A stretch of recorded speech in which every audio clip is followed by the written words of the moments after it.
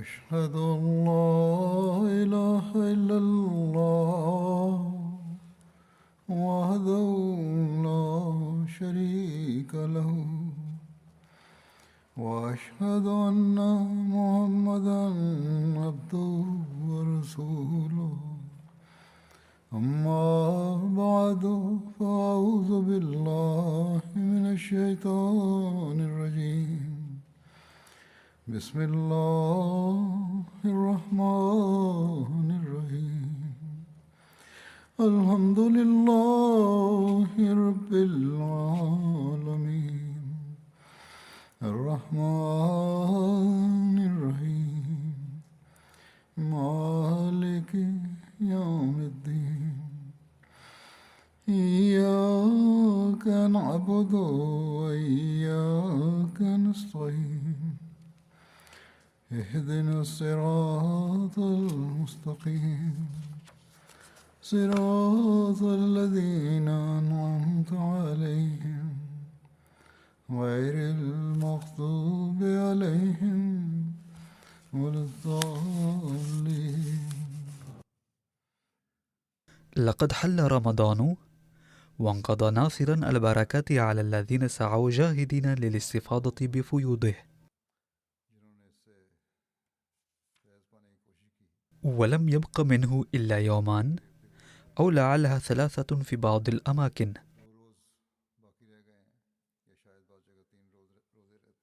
ولكن رمضان أوشك على انتهائه في كل الأحوال.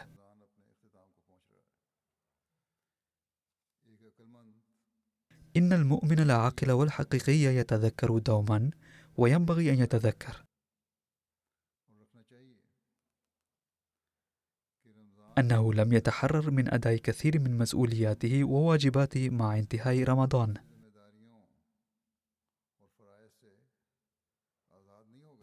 بل انقضى شهر رمضان بعد أن درب الصائمين على أداء حق تلك الفروض والمسؤوليات،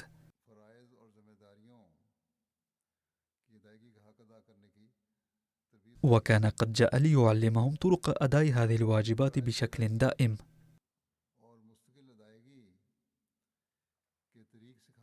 ولينبههم إلى الازدهار في هذه الواجبات.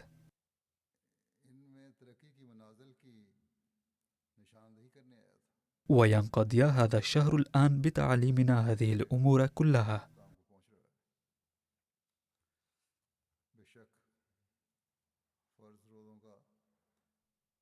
لا شك أن شهر الصيام المفروض موشك على الانتهاء،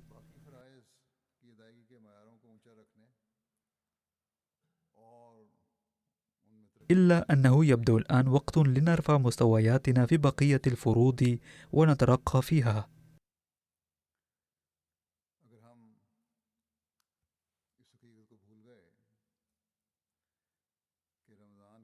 ولكن إذا نسينا الحفاظ على مستويات تأدية حقوقنا وواجباتنا، فكأننا لم نقضي رمضاننا وفق ما أمرنا به النبي صلى الله عليه وسلم.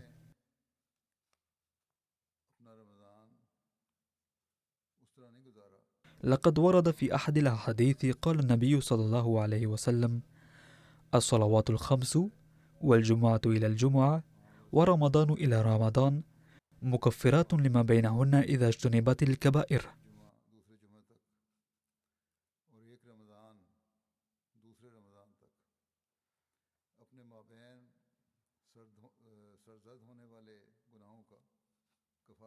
يجب أن يكون واضحا هنا أن الإنسان إذا تقاصر عن تحديد ذنوبه وأخطائه الصغيرة ولا يسعى لتجنبها ولا يتوب ولا يستغفر عند صدورها منه،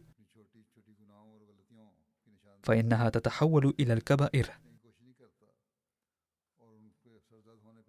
فالمراد من هذا الحديث أن يكتنف الإنسان في قلبه خشية الله تعالى وخوفه، ويظل مستغفرا ليتجنب ارتكاب هذه الأمور. فإذا كنا لا نوصل رمضان إلى آخر كاسبين الحسنات ومؤدين واجباتنا والحقوق المفروضة علينا التي هي حقوق العبادات وحقوق العباد أيضا خلال الأشهر الباقية من السنة، فلم نستفد برمضان حق الاستفادة. साल के बाकी महीने नहीं गुजारते तो हमने रमज़ान من حسن حظنا أن المسيح الموعود عليه السلام قد وجهنا في كل أمر بوضوح تام، होती है कि हज़रत मसीह मौऊद अलैहिस्सलाम فإنه وجه إلينا النصائح دوما أن نؤدي حقوق عباداتنا ونؤدي حقوق العباد أيضا، बार बार मुसलसल हमें नसीहत फरमाई कि अपनी इबादतों की وبذلك قد أعطانا عليه السلام خطة العمل لقضاء حياتنا. अपनी ज़िंदगियां गुजारने के लिए एक लाए अमल وإذا جعلنا خطة العمل هذا جزءا من حياتنا अगर हम इस लाए अमल को अपनी ज़िंदगी وسعينا لقضاء حياتنا وفق هذا الطريق، فسنصبح يقينا من سالكي تلك السبل गुजारने की कोशिश करें तो यकीनन हम التي هي سبل التقدم في الحسنات والرقي الروحاني، जो नेकियों में बढ़ने और तरक्की करने के रास्ते हैं وإنها لسبل ربط رمضان بآخر، दूसरे रमज़ान को मिलाने के रास्ते हैं وهي سبل لتجنب ارتكاب الأخطاء خلال رمضانين، وهي سبل لغفرانها. गुनाहों से बचाने के रास्ते हैं माफ़ करवाने के रास्ते إنه لخادم صادق للنبي صلى الله عليه وسلم الذي يوجهنا مرة بعد أخرى في هذا العصر हैं वसल्लम के لنقضي حياتنا وفق تعاليم الإسلامية، जो हमें इस्लाम की وأننا إذا أردنا أن نرث أفضال الله تعالى فينبغي أن نعمل بنصائحه عليه السلام. तलकीन फरमाते हैं और खोल कर बयान फरमाते हैं कि अगर अल्लाह ताला के फजलों سأذكر الآن بعض نصائحه. तो इन पर अमल करो ننتبه كثيرا في رمضان إلى العبادة، आपकी नसाए में से चंद नसाए में से बयान करूंगा रमज़ान ونسعى باهتمام خاص لأداء صلوات المفروضة والنوافل، पैदा होती है ولكن فرضية الصلوات لا تخص شهرا معينا ولا وقتا معينا، अदा करने की कोशिश करते हैं लेकिन नमाजों की بل فرض أداء 5 صلوات على أوقاتها في كل يوم من أيام الشهور 12 للسنة كلها. किसी खास वक्त के लिए मखसूस नहीं है बल्कि दिन में ولقد نبه النبي صلى الله عليه وسلم المؤمنين إلى هذا الأمر مرة بعد أخرى، साल के 12 महीनों में अदा करनी ज़रूरी है وقال صلى الله عليه وسلم مرة: بين الرجل وبين الشرك والكفر ترك الصلاة.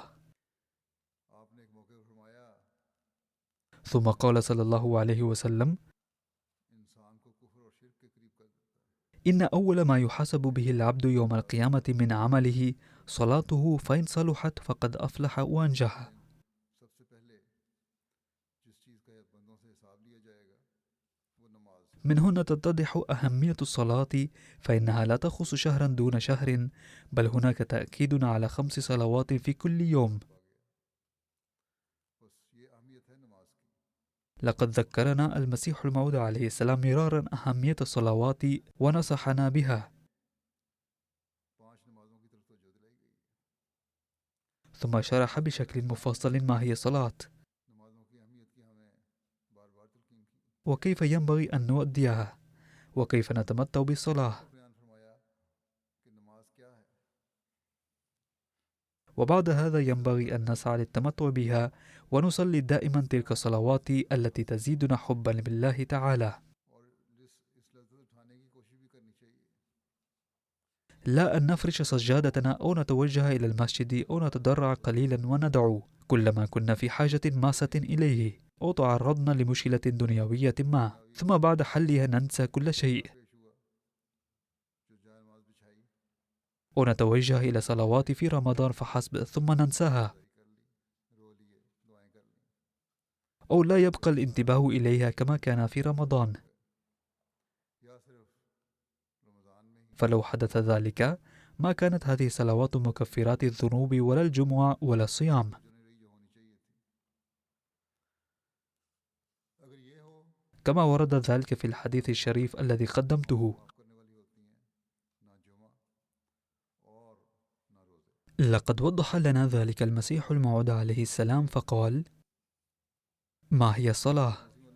إنها دعاء خاص، ولكن الناس يعدونها ضريبة الملوك أي يصلونها مضطرين.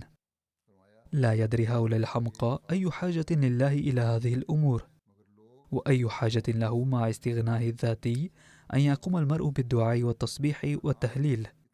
كلا، بل فيه فائدة الإنسان نفسه حيث يبلغ مطلبه بهذا الأسلوب. يؤسفني أن الناس في هذه الأيام لا يحبون العبادات والتقوى والتدين. إنه لأمر يتعلق بالمحبة، فلا يتم أداء هذه الفروض بصورة صحيحة إلا بالمحبة، والسبب هو التأثير العام للتقليد، وهذا ما جعل حب الله يبرد في القلوب.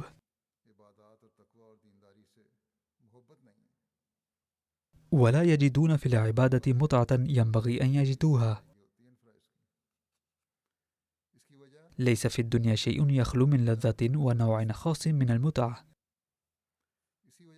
وكما أن المريض لا يقدر على التمتع بأطيب الأطعمة، بل يجده مرا ويرميه بعيدا،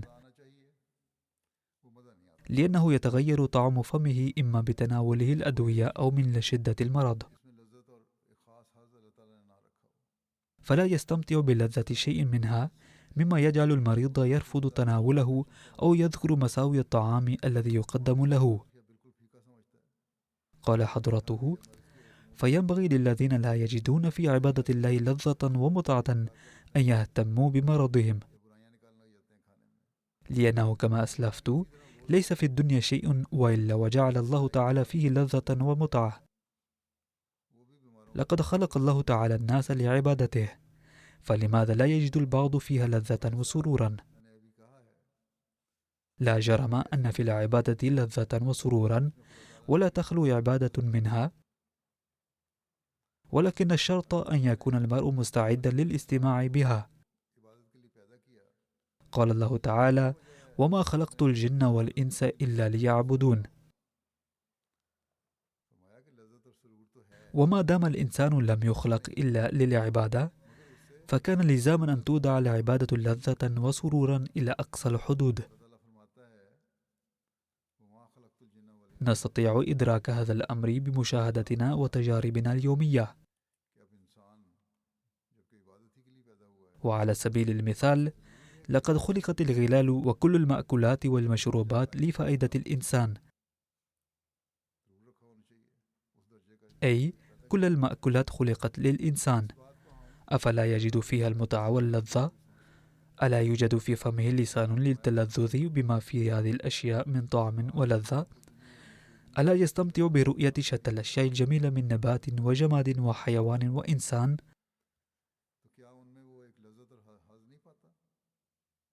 ألا يفرح قلبه وتستمتع آذانه بأصوات جميلة؟ فأي دليل يريد بعد ذلك على وجود متعة في العبادة؟ فإذا كان الإنسان يتلذذ بكل شيء ويستمتع به، فلماذا لا يتلذذ بالعبادة؟ قال حضرته: فاعلم جيدا أن العبادة ليست عبئا ولا ضريبة، بل يوجد فيها أيضا لذة وسرور، وهذه المتعة أسمى وأعلى من كافة الملذات والمتع الدنيوية. وكما أن المريض يحرم ما في أطيب الأطعمة من لذة،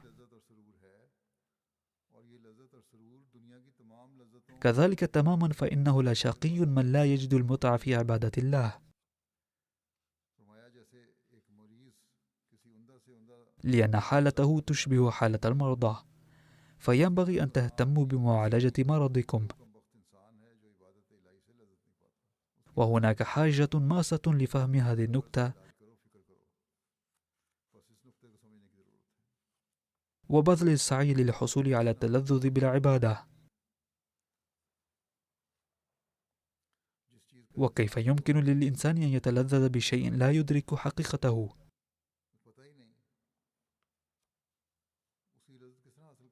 ومن ماتت حواسه كلها، كيف له أن يستفيد بنعمة ويتمتع ويتلذذ بها؟ فإذا انشغل الإنسان بالأمور الدنيوية ولا يهتم بالأمور المذكورة، فلا شك أنه صار مريضا. ولقد أخبر حضرته عليه السلام طريقة لحل هذه المشكلة أيضا. फिक्र ही ना हो इन चीज़ों की तो मरीज में يقول حضرته عليه السلام: इसके हाल का भी आपने बयान इसके हाल का भी आपने तरीका बयान किया है। أرى أن الناس يغفلون عن الصلوات ويتكاسلون فيها لأنهم غير مطلعين على ما أوضح الله تعالى من لذة وسرور، उनको इस लज्जत وهذا هو السبب الأكبر وراء ذلك. जो अल्लाह ثم إن أهل القرى أشد كسلا وغفلة فيها، حتى 50% من الناس أيضا لا يحنون رؤوسهم أمام ولاهم الحق بنشاط كامل وحب صادق. और भी सुस्ती और गफलत होती है।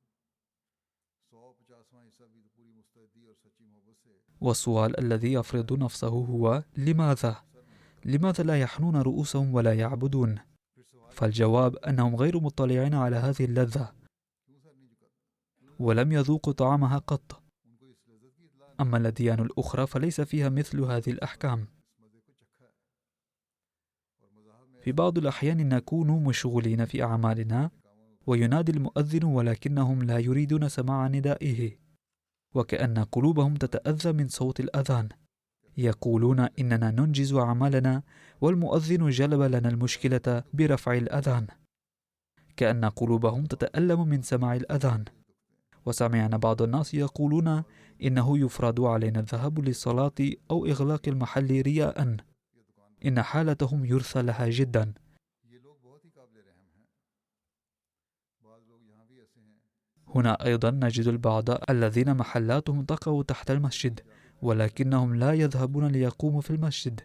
बस मैं ये कहना चाहता हूँ कि खुदा ताला से निहायत सोज और जोश के साथ ये दुआ मांगनी चाहिए لذا أود أن أقول إنه ينبغي للمرء أن يدعو الله تعالى بمنتهى الحرقة والحماس ويقول: رب كما منحتني صنوف الملذات من الثمار وغيرها من الأشياء، أذقني متعة الصلاة والعبادة أيضا مرة. और जो मज़ा एक दफ़ा فثم حاجة لهذا الدعاء أيضا أن يذيقنا لذة الصلاة، عندها ستتيسر اللذة. देखो अगर कोई शख्स किसी खूबसूरत को एक सुरूर के साथ فحين يحصل له متعة في الصلاة مرة يطلع على تلك اللذة أيضا فيهتم بها. हैत को देखता है तो उसकी सारी हालत बातबार उसके मुजस्सम होकर सामने आ जाती है।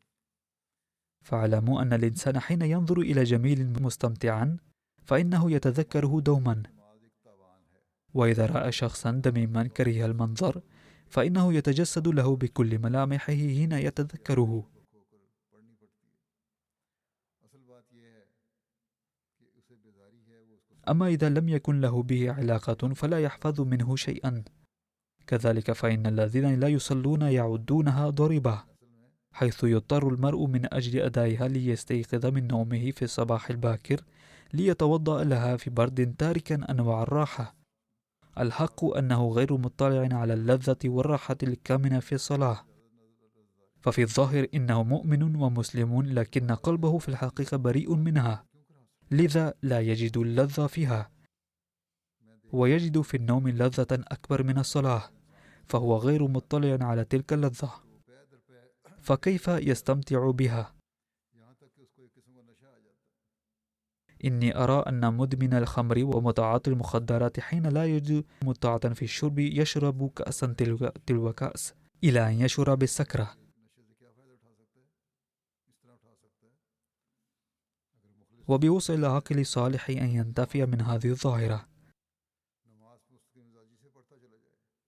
وهو أن عليه أن يداوم على الصلاة إذا كان مؤمنا مخلصا ويصبر عليها ولا ينقطع عنها حتى يجد فيها المتعة. ना उसको मकसूद भी ज़ात होता है।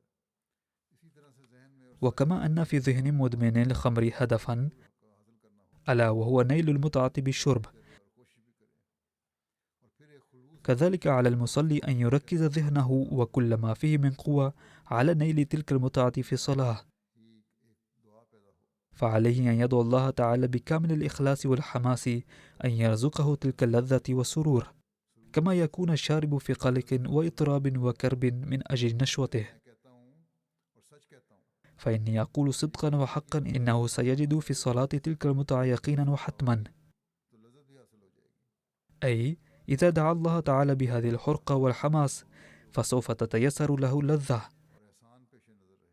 ثم يجب أن ينشد في صلاته تلك المنافع التي تتحقق بها، كما عليه أن يراعي الإحسان. إن الحسنات يذهبن السيئات، فعليه أن يدعو في الصلاة آخذا في الحسبان هذه الحسنات واللذات بأن يوفقه الله تعالى لصلاة الصديقين والمحسنين. لقد قال الله تعالى هنا: إن الحسنات يذهبن السيئات، وقال في آية أخرى: إن الصلاة تنهى عن الفحشاء والمنكر.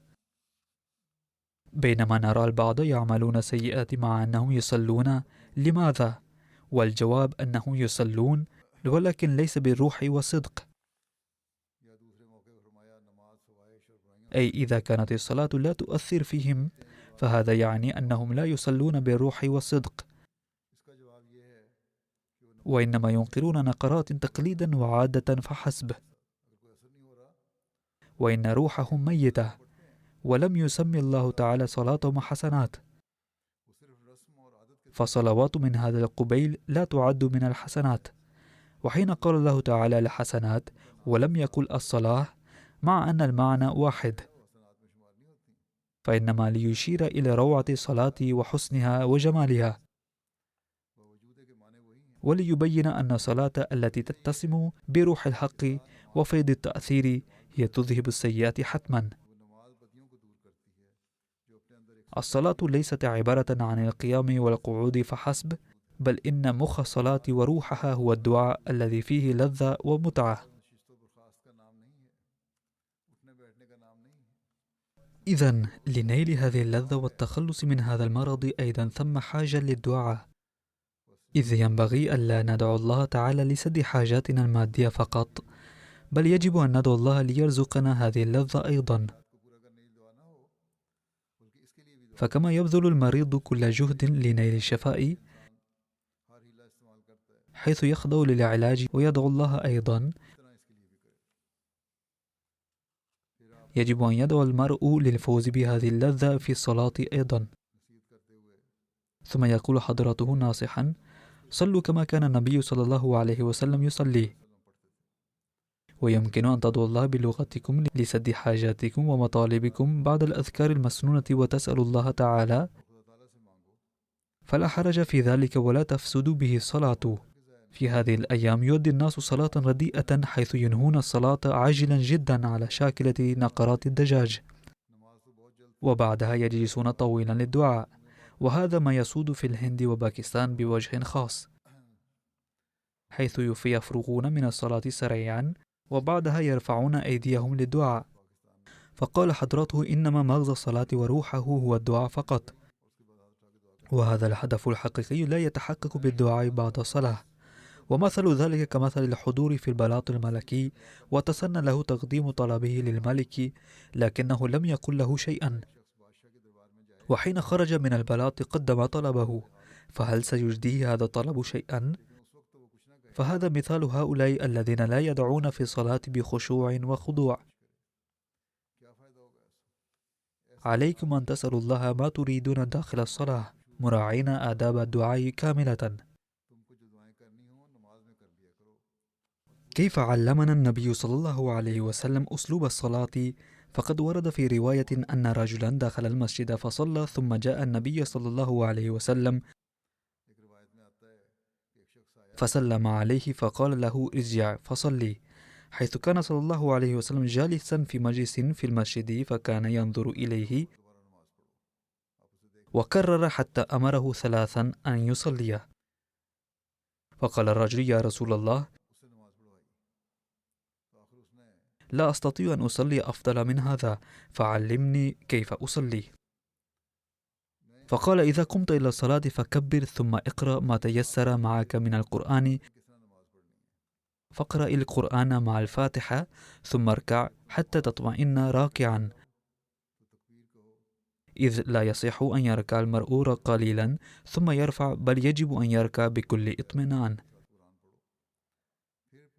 ثم ارفع حتى تعدل قائما، ثم اسجد حتى تطمئن ساجدا، ثم ارفع حتى تطمئن جالسا.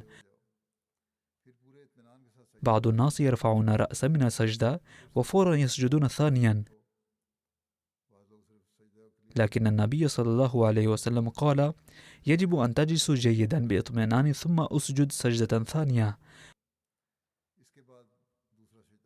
وافعل ذلك في صلاتك كلها باطمئنان. بعض الناس يسألون كيف يصلون بحسن، ففي هذا الحديث ورد أسلوب حسن الصلاة،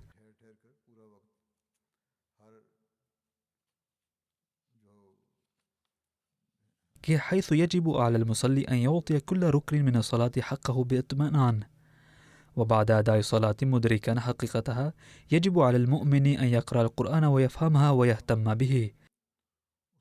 ومن الملاحظ أن الالتفات إليه ينشأ عادة في رمضان،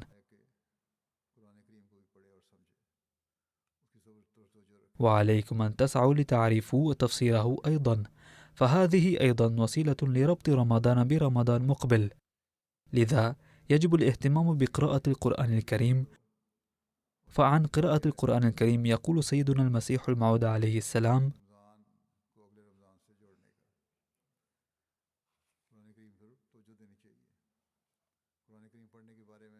يقول عليه السلام: لو لم يكن عندنا القرآن الكريم وكان مدار الإيمان والاعتقاد على مجموعة من الأحاديث فحسب، لما كنا نستطيع مواجهة الأمم من شدة الخجل. لقد تدبرت في لفظ القرآن، فانكشف علي أن في هذا اللفظ المبارك نبأ عظيما بأن القرآن وحده كتاب جدير بالقراءة، وسيصبح أجدر بالقراءة في الزمن الذي تجعل كتب أخرى شريكة معه في القراءة، وعندها سيكون هذا الكتاب وحده جديرا بالقراءة للذود عن شرف الإسلام واستئصال الباطل، وتكون الكتب الأخرى كلها أولى بالترك نهائيا. وهذا هو معنى الفرقان أيضا، أن هذا الكتاب وحده سيكون الفارق بين الحق والباطل، ولن يرتقي أي من كتب الأحاديث أو غيرها إلى درجته ومستواه.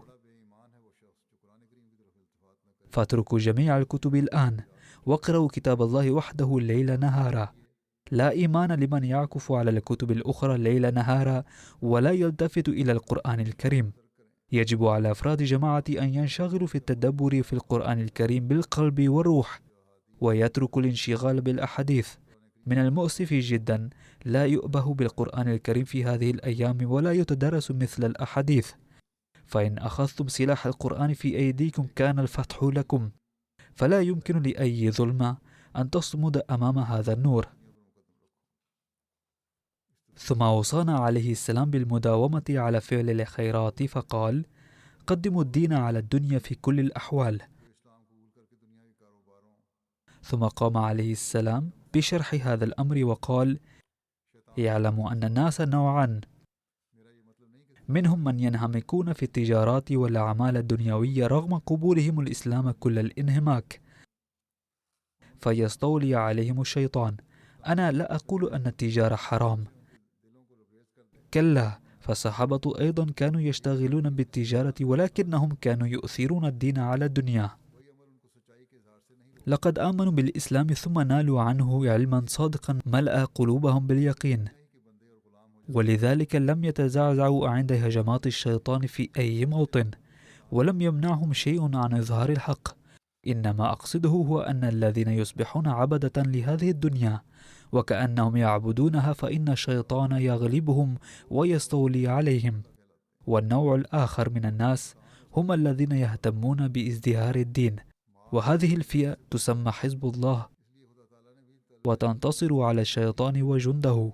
ولأن المال يزداد بالتجارة فسمى الله تعالى طلب الدين وأمنية ازدهار الدين تجارة أيضا، فقال: هل أدلكم على تجارة تنجيكم من عذاب أليم؟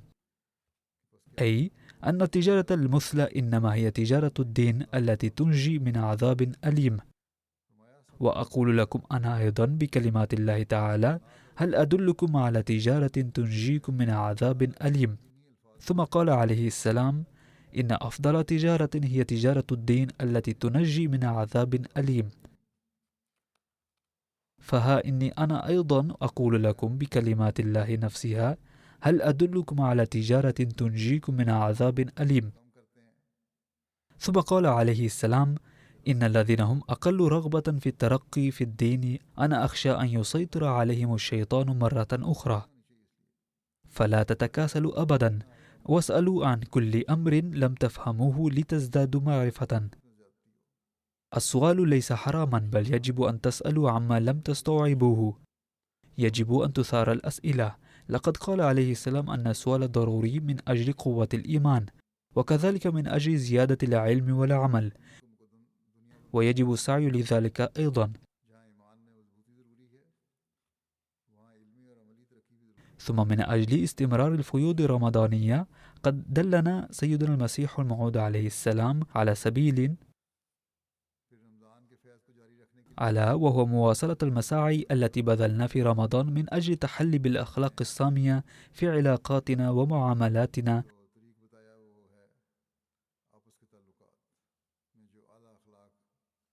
وأن نزداد محبة وتأخيا وأداء لحقوق بعضنا لبعض.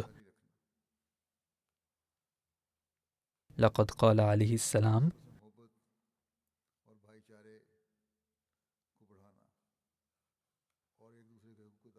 لن تزدهر جماعتنا ما لم يواسي بعضهم بعضا مواساة صادقة. على القوي أن يحب أخاه الضعيف. عندما أسمع أن أحدكم يرى من أخيه زلة فلا يعامله بحسن الخلق، بل يعامله بالنفور والكراهية، مع أنه كان ينبغي له أن يدعو له ويحبه وينصحه برفق وحسن الخلق، ولكنه بدل من ذلك يزداد بغضا له. وإذا لم يكن هناك العفو والمواساة فتفسد الأمور شيئا فشيئا، وتصبح العواقب وخيمة، وهذا ما لا يريده الله تعالى. إنما تكون الجماعة جماعة إذا واصل البعض بعضا وستر الواحد عيوب الآخر، وعندما يصبح أفراد الجماعة كجسد واحد ويصبح بعضهم كجوارح بعض ويعدون أنفسهم أشد قوة من الأشقاء. أي يجب أن يكون بين أبناء الجماعة محبة ومواساة أشد مما تكون بين الإخوة الحقيقيين.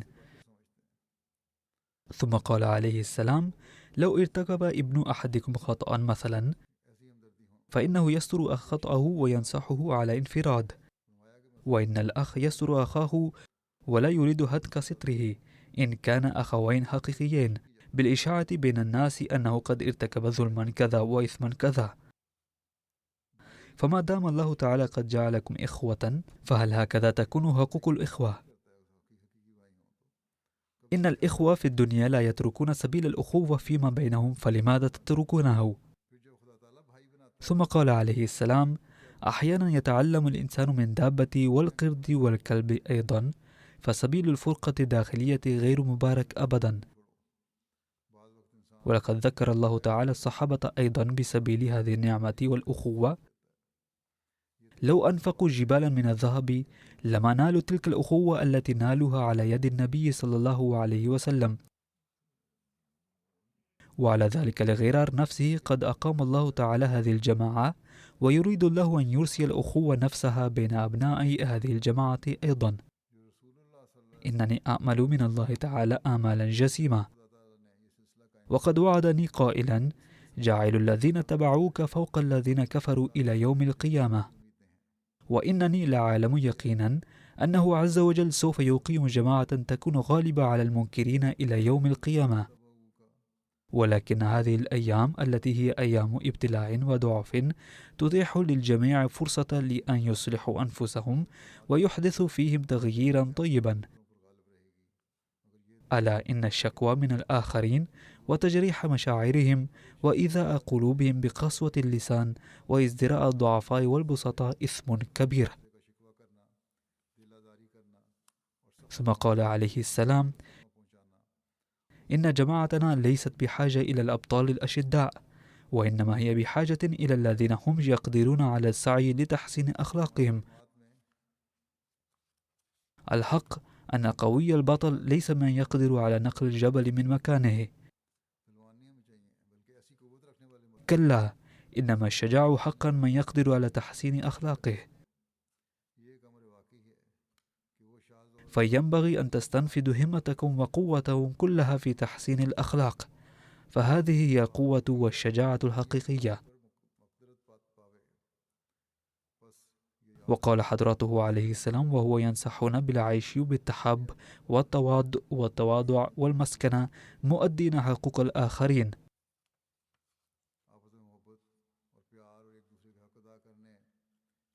يشترط على أهل التقوى أن يقضوا حياتهم بالتواضع، فهذا فرع للتقوى نقاوم به الغضب في غير محله.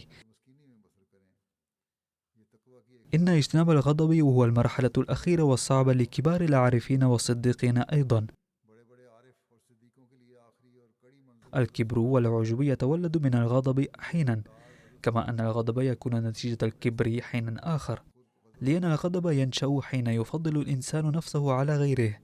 إني لا أحب أن يتكبر أبناء جماعتي أو يحتقر الآخرين أو يستخف بعضهم بعضا، فإن الله وحده يعلم من هو الكبير ومن هو الصغير.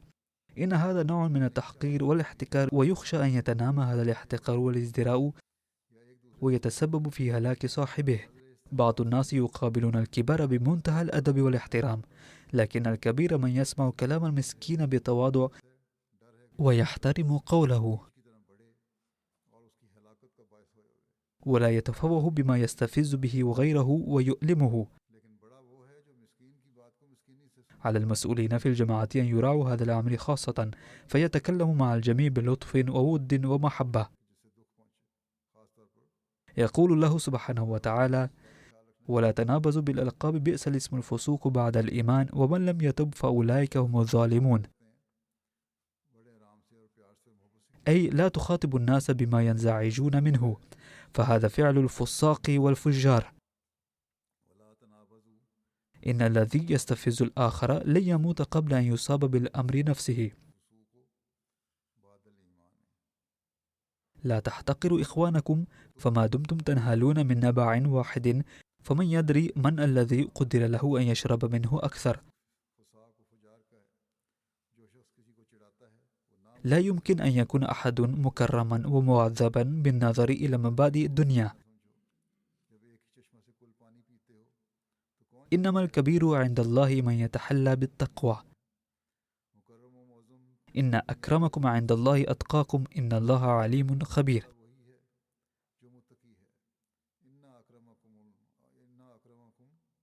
فمن مقتضى التقوى الذي تحلينا به في رمضان أيضا أن نعمل على تحسين علاقاتنا ونكون نموذجا في حسن الأخلاق في المعاملات فيما بيننا. ثم قال عليه السلام: لقد قلت مرارا من قبل عليكم أن تحافظوا على اتفاقكم واتحادكم ووحدتكم. لقد أمر الله تعالى المسلمين أن يكونوا جسدا واحدا، وإلا ستذهب ريحكم. إنما أمرنا بالوقوف في الصلاة متكاتفين متلاصقين لكي يكون هناك اتحاد بيننا، ليسري خير أحدنا إلى الآخر كقوة البرق. أما لو كان بينكم خلاف ولم تتحدوا فسوف تظلون محرومين.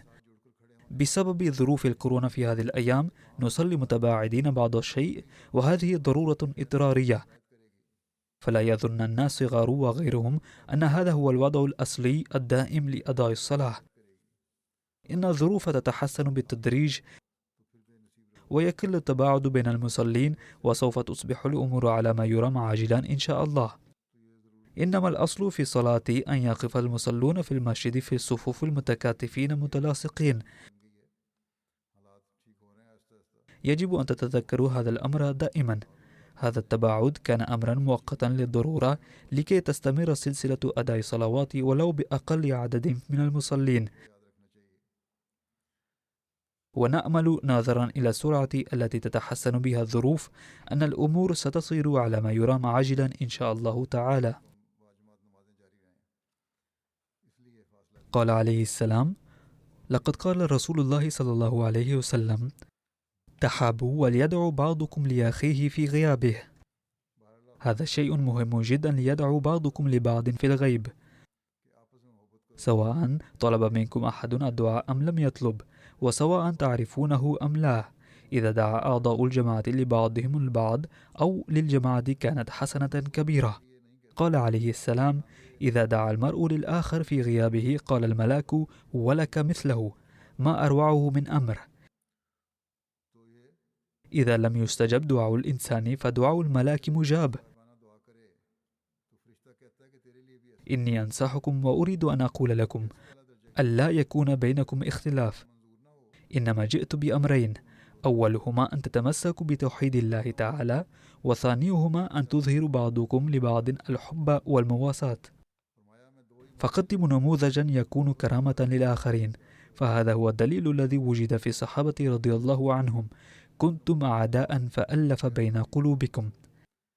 اعلموا أن تأليف القلوب معجزة، واعلموا أنه ما لم يحب كل واحد منكم لأخيه ما يحب لنفسه فلن يعد من جماعته، بل إنه في مصيبة ولن تكون عاقبته حسنة. ثم وجه حضرته عليه السلام إلى حب الله تعالى فقال: ما المراد من حب الله تعالى؟ إنما المراد هو أن يؤثر المرء مرضاة الله تعالى على والديه وزوجته وأولاده ونفسه وعلى كل شيء عزيز له. فقد ورد في القرآن الكريم: فاذكروا الله كذكركم آباءكم أو أشد ذكرا. قال عليه السلام: كان ضروريا لإقامة التوحيد الحقيقي أن تنالوا نصيبا كاملا من حب الله، والحب لا يثبت باللسان فقط ما لم يكن كاملا في الجزء العملي، لا بد من إظهار الحب عمليا أيضا، لا يثبت الحب باللسان فقط. فمثلا إذا ردد الإنسان كلمة السكر بكثرة فهذا لا يعني أن فمه سيصبح حلوا. إذا أقر المرء بصداقة أحد وتحاشى عن نصرته عند المصيبة ولم يأخذ بيده لا يمكن أن يعد صديقا صدوقا. كذلك إذا كان إقرار وحدانية الله باللسان فقط ورافقه إقرار الحب باللسان فقط فلا فائدة منه قط، بل هذا الجزء يقتضي العمل أكثر من الإقرار باللسان. ليس المراد من ذلك أنه لا أهمية للإقرار باللسان، كلا، بل ما أقصده هو أن التصديق العملي ضروري مع الإقرار باللسان. لذا يجب أن تنظروا حياتكم في سبيل الله تعالى. هذا هو الإسلام، وهذا هو الهدف الذي أرسلت من أجله. فالذي لا يدنو الآن من هذا الينبوع الذي فجره الله تعالى لهذا الغرض يبقى محروما حتما. إذا كنتم تريدون أن تكسبوا شيئا وتنالوا مرامكم فعلى الباحث الصادق أن يتقدم ويضع فمه على هذا الينبوع الجاري، وهذا لا يمكن أن يحدث ما لم يخلع الإنسان لباس المغايرة أمام الله ويخر على عتبة الربوبية،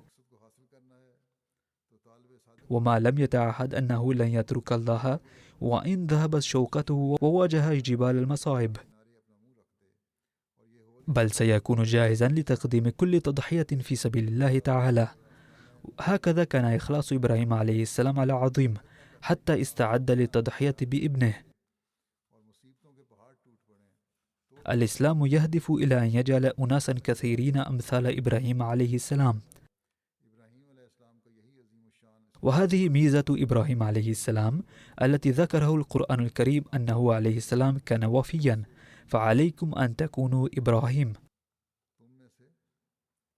أقول صدقا وحقا: كونوا أولياء بأنفسكم ولا تكونوا ممن يعبدون الأولياء، وكونوا مرشدين بأنفسكم ولا تكونوا عبدة المرشدين. لا يعني من قوله كونوا المرشدين أن تنشأ فيكم التكبر، بل يجب أن تكونوا متواضعين ووفيين. ليس المراد أن تظهروا المادية مثل أصحاب الزوايا في هذه الأيام، فاسلكوا تلك السبل. لا شك أن تلك السبل ضيقة، ولكن بالدخول بها يحظى الإنسان براحة وسعادة، ولكن من الضروري أن تدخلوا من هذا الباب خفافا جدا. إذا كانت على الرأس صرة كبيرة صعب الدخول، فإن كنتم تريدون أن تمروا من هذا الباب فارموا صرة العلاقات الدنيوية وتقديم الدنيا على الدين. إذا كانت جماعتي تريد أن ترضي الله فعليها أن ترمي بهذه الصرة. اعلموا يقينا أنه إن لم تتحلوا بالوفاء والإخلاص لكنتم كاذبين ولن تعدوا صادقين عند الله تعالى.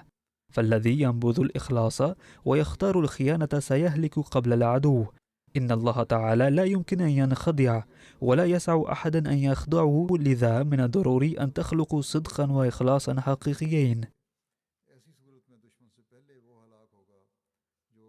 لقد وضح المسيح الموعود عليه السلام أن المرء لا ينال الإخلاص الحقيقي إلا بالصبر والدعاء، فعليكم أن تسعوا لإحرازه، وثم حاجة للخضوع إلى عتبة الله بالمثابرة. لذا علينا أن نسعى جاهدين لنزداد تعلقا بالله تعالى بكل إخلاص ووفاء في كل يوم تطلع علينا. إن لائحة عملنا هي أن نتوجه إلى الصلوات باستمرار ونؤديها على أحسن طريق، وأن نقرأ القرآن الكريم ونفهمها ونعمل بأحكامه، وأن نؤدي حقوق بعضنا البعض، وأن نقيم وحدانية الله تعالى. والحق أن كل عمل وفعل للمؤمن يكون لإقامة التوحيد، وينبغي أن يكون كذلك، وهذا هو الهدف لبعثة المسيح الموعود عليه السلام، وقد ذكر ذلك مرارا، فثم حاجة لفهم هذا الشيء، وإلا لا فائدة لمجرد البيع. وقد بين حضرته هذا الشيء في عدة مواضع. مثلا قال في موضع: الذي يدعي البيع والإيمان يجب أن يتفحص هل هو مجرد قشر أم لب. ما لم يخلق اللب لا يكون مدعي الإيمان بالإسلام والحب والطاعة والبيع والاعتقاد والاتباع لهم مدعيا صادقا. تذكروا إنه لقول حق: ألا قيمة عند الله تعالى للقشر دون اللب. تذكروا جيدا: لا يعلم أحد متى يأتي الموت، ولكن الأمر اليقيني هو أن الموت واقع حتما، فلا تكتفوا أبدا بمحض الادعاء ولا تفرحوا به، فهو شيء غير مجد إطلاقا.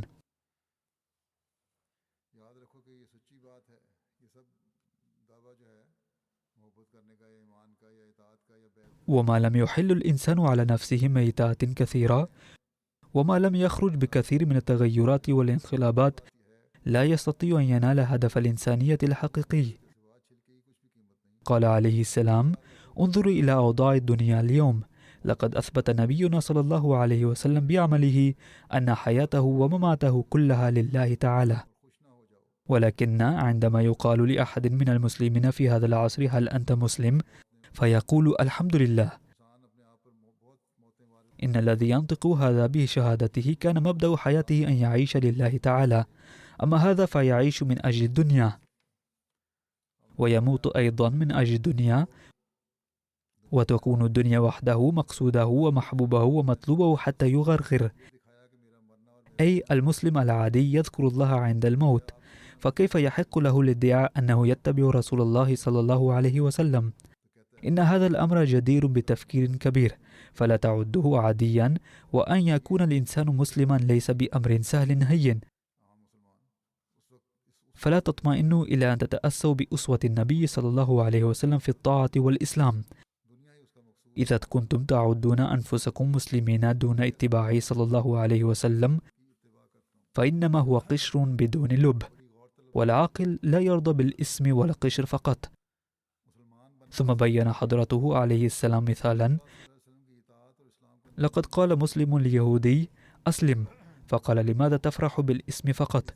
تفرح على أنك تسمي نفسك مسلما؟ قال اليهودي: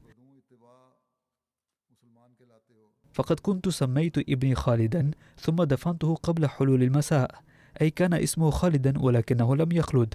فتحروا الحقيقة ولا ترضوا بالأسماء وحدها. من المخجل جدا أن ينتمي المرء إلى أمة ذلك النبي صلى الله عليه وسلم ثم يعيش عيشة الكفار.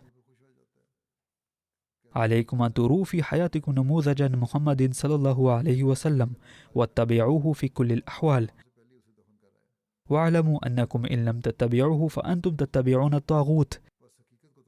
إنه تنبيه عظيم أنكم إذا لم تتبعوه فستصبحون أتباع الشيطان. باختصار، يمكن أن يفهم الآن بسهولة أن الغاية من حياة الإنسان يجب أن تكون كونه حبيب الله، لأنه لن يعيش عيشة الفلاح والنجاح ما لم يصبح حبيب الله، ولم يحظى بحب الله، وهذا لن يتأتى لكم ما لم تطيعوا رسول الله صلى الله عليه وسلم وتتبعوه حقا. وإن رسول الله صلى الله عليه وسلم قد أرانا بعمله ما هو الإسلام، فتحلوا بذلك الإسلام لتكونوا أحباء الله.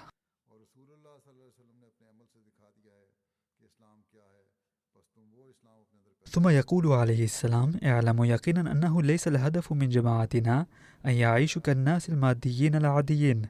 ويقول باللسان فقط بأننا ننتمي إلى هذه الجماعة، ولا حاجة لنا للعمل كما هو حال المسلمين لسوء الحظ، أي إذا سألتموهم هل أنتم مسلمون قالوا الحمد لله، ولكن لا يصلون ولا يحترمون شعائر الله. لا أريد منكم أن تقروا باللسان فقط دون العمل شيئا، هذه حالة متردية ولا يحبها الله. والحق أن حالة الدنيا هذه هي التي اقتضت حتى أقامني الله تعالى للإصلاح. فإذا كان أحد لا يصلح نفسه الآن على الرغم من علاقته معي ولا يرفع قواه العملية، بل يحسب الإقرار باللسان وحده كافيا، فكأنه يثبت بعمله على عدم ضرورتي. فإن كنتم تريدون أن تثبتوا بعملكم أن مجيئي كان عديم الجدوى، فما معنى إنشاء العلاقة معي؟ فإن كنتم تريدون أن تنشئوا علاقتكم معي فحققوا أهدافي ومقاصدي، ألا وهي أن تثبتوا إخلاصكم وولاءكم في حضرة الله، وعملوا بتعليم القرآن الكريم كما عمل رسول الله صلى الله عليه والصحابة الكرام رضي الله عنهم. تعلموا تعليم القرآن الحقيقي واعملوا به. الإقرار باللسان وحده لا يكفي عند الله إن لم يرافق الأعمال نور ونشاط. اعلموا يقينا أن الجماعة التي يريد الله إقامتها لا يمكن أن تعيش بغير العمل. إنها الجماعة العظيمة التي بدأ إعدادها منذ زمن آدم عليه السلام، إذ لم يأتي نبي إلا وقد أخبر بها، فاقدروها. والمراد من قدرها أن تثبتوا بعملكم أنكم أنتم حزب أهل الحق. إذن فلما بايعنا سيدنا المسيح الموعود عليه السلام موقنين بأنه هو المسيح والإمام المهدي الذي أنبأ النبي صلى الله عليه وسلم بمجيئه، فلابد لنا من أن نحدث في أنفسنا تغيرا وانقلابا داخليا، وعلينا أن نكون أسوة للآخرين ونضرب أمثلة عليا لأداء حقوق الله وحقوق العباد. وعلينا أن نستمر في العمل في بقية شهور العام ما تربينا عليه في شهر رمضان الفضيل، كما علينا أن نعمل بكل جدية بدستور العمل الذي قدمته لكم بكلمات المسيح الموعود عليه السلام. ولا بد من أداء صلواتنا بأحسن وجه، ومن أداء حقوق بعضنا البعض، وعلينا أن نقدم كل شيء لإقامة التوحيد. عندها فقط سنكون قد أدينا حق البيعة. ندعو الله تعالى أن يوفقنا لذلك. عليكم أن تكثروا من الدعاء لتحسن ظروف عالمية، إذ هناك عداوات جارية بين البلاد فتهاجم بعض البلاد على بلاد أخرى، فلندعو الله تعالى ليعودوا إلى صوابهم ويكفوا عن هذه التصرفات، وإلا فإن العالم متحرك إلى الدمار بسرعة.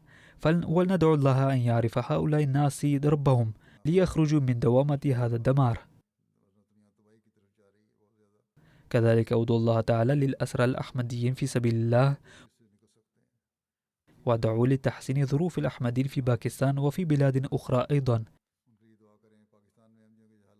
وادعوا الله تعالى للأسرى الأحمديين في أفغانستان وفي الجزائر.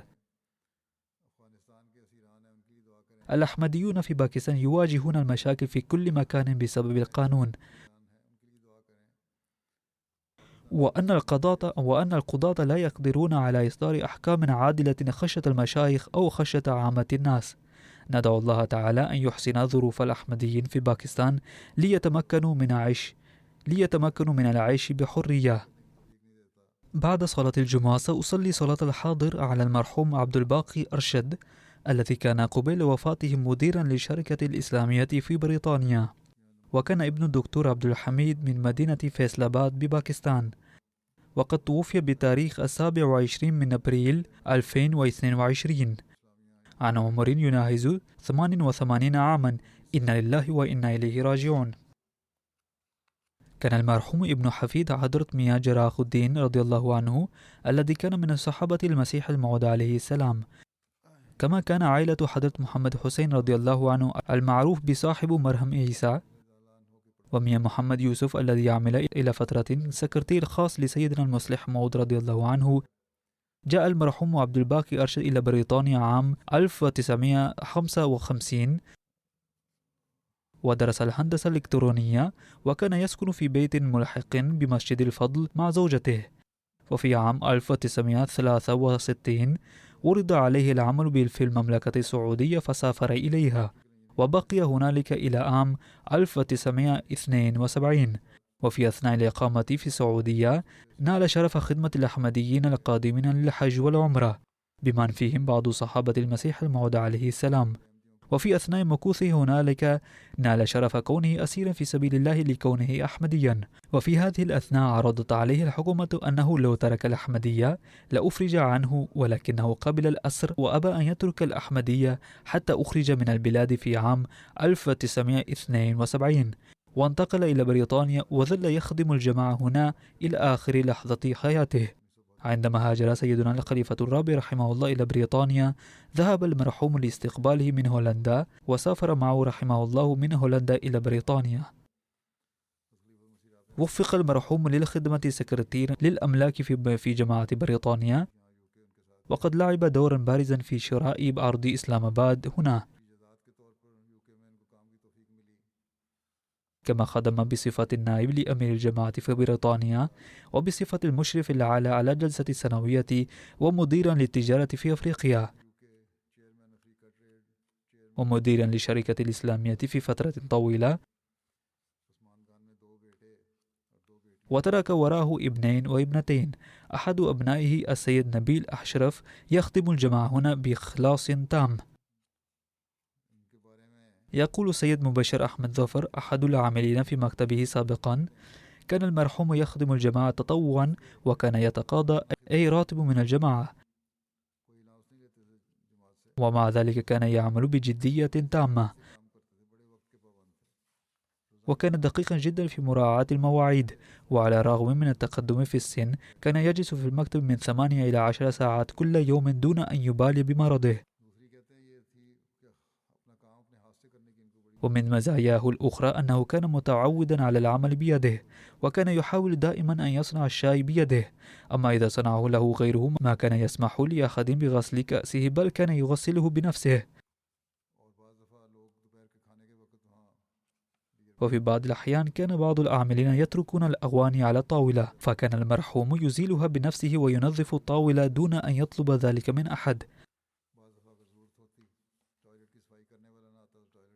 وفي بعض الأحيان كان ينظف المرحاض أيضا عند الضرورة إن لم يأتي المنظف. لقد عمل بكل تواضع وجهد جهيد بصفته مسؤولا، كانت ذاكرته قوية، كان يؤدي واجباته على أحسن وجه، سواء المتعلقة بأموال الجماعة أو غيرها. كان ملتزما بالصلاة جماعة، ويحترم الخلاف كثيرا. كلما وصله أمر من الخليفة كان يقبله بكل سرور ويشرع في الأعمال به، منشرحا ناسيا رأيه الشخصي. يقول السيد ودود ملك: أنا أصغر منه سنا بكثير، ولكنه مع ذلك كلما ذهبت إليه للاستشارة عاملني بكل تواضع ونصحني، وكان يعاملني دائما وكأنني لست أصغر منه سنا، بل أعادله في العمر. يقول السيد منير الدين شمس: عندما اشتريت منطقة إسلام آباد كلف سيدنا الخليفة الرابع رحمه الله بتقدير حاجات البيوت وأهلها، فأنجز هذه المهمة على أحسن وجه، كما أدى واجباتي بصفته مديرا للشركة الإسلامية على خير ما يرام. لقد لعب المرحوم دورا بارزا في إدارة نظام قناتنا الفضائية أيضا، مثل أمورها المالية وعقد مختلف الاتفاقيات وغيرها. ندعو الله تعالى أن يرحمها ويغفر له ويرفع درجاته، ويوفق أولاده أيضا لخدمة الدين، ويوفقهم للاستمرار في العلاقة الصادقة والمخلصة مع الخلافة دوما. بعد الصلاة سأصلي على المرحوم صلاة الحاضر كما قلت من قبل.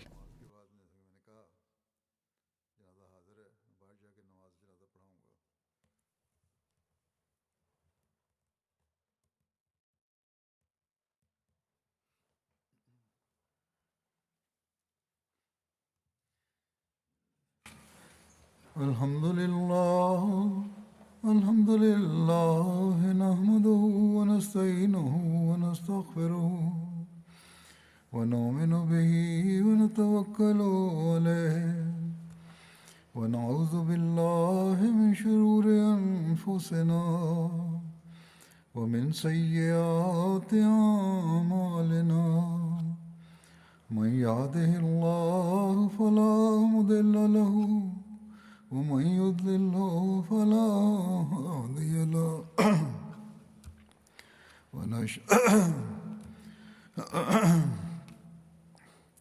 ونشهد أن لا إله إلا الله ونشهد أن محمدا عبده ورسوله عباد الله رحمكم الله إن الله يأمر بالعدل والإحسان وإيتاء ذي القربى وينهى عن الفحشاء والمنكر والبغي يعظكم لعلكم تذكرون اذكروا الله يذكركم وادعوه يستجب لكم ولذكر الله أكبر